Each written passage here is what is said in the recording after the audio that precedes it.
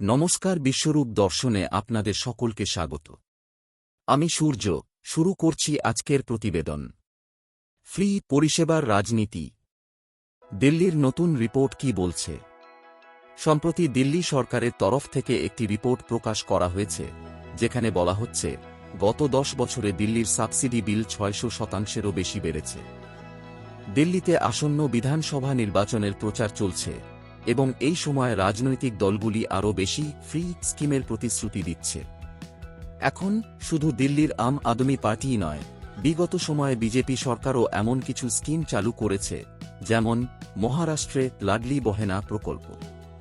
এমনকি কেরল, হিমাচল, কর্ণাটক, অন্যান্য রাজ্যেও এই ধরনের ফ্রি পলিসি চালু হয়েছে। এবার দিল্লির দৃষ্টিতে বলি, 2014-15 সালে যেখানে সাবসিডি বিল ছিল 1554 কোটি টাকা, তা এখন 2022-23-এ এসে প্রায় 10,000 কোটি ছাড়িয়ে গেছে, যা 600%-এরও বেশি বৃদ্ধির ইঙ্গিত দেয়। এরকম পরিস্থিতিতে প্রথমবারের জন্য দিল্লির রাজস্ব ঘাটতিতে যাওয়ার আশঙ্কা দেখা যাচ্ছে। 2023-2024-এর জন্য প্রায় 1500 কোটি টাকার রাজস্ব ঘাটতি হতে পারে। দিল্লির সরকারের তরফ থেকে প্রায় 27টি স্কিমের মধ্যে কিছু গুরুত্বপূর্ণ সাবসিডি দেওয়া হচ্ছে, যেমন ফ্রি পানীয় জল, ফ্রি বিদ্যুৎ এবং ফ্রি মহিলা বাস যাতায়াত। এই সেবা দেওয়ার জন্য 2014-15 সালে দিল্লি সরকার 2291 কোটি টাকা খরচ করেছিল, কিন্তু এখন তা বেড়ে দাঁড়িয়েছে প্রায় 3600 কোটি টাকা, যা 100% বৃদ্ধি পেয়েছে। একইভাবে ফ্রি পানীয় জল দেওয়ার জন্য প্রতি বছর দিল্লি জল বোর্ডকে প্রায় 500 কোটি টাকা খরচ করতে হচ্ছে। এছাড়া 2020 সালের নির্বাচনে সরকার ঘোষণা করেছিল মহিলাদের জন্য ফ্রি বাস যাতায়াত। এর কারণে বাস ট্রান্সপোর্টের সাবসিডি 70 কোটি টাকা থেকে বেড়ে 2240 কোটি টাকায় পৌঁছেছে।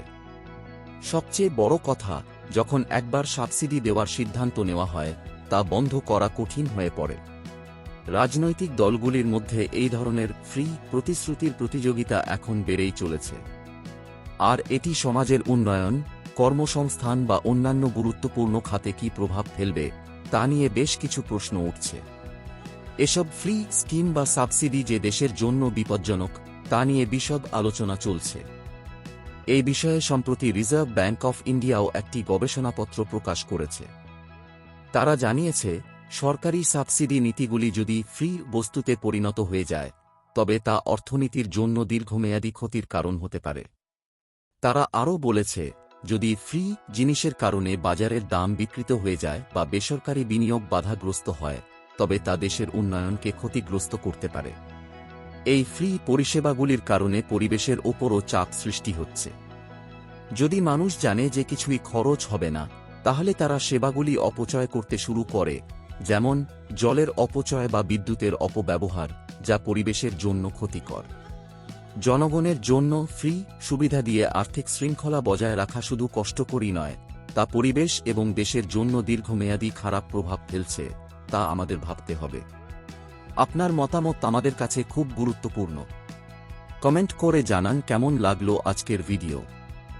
সাবস্ক্রাইব করুন, লাইক করুন আর শেয়ার করে আমাদের চ্যানেলকে সবার কাছে পৌঁছে দিন। দেখা হবে পরের ভিডিওতে।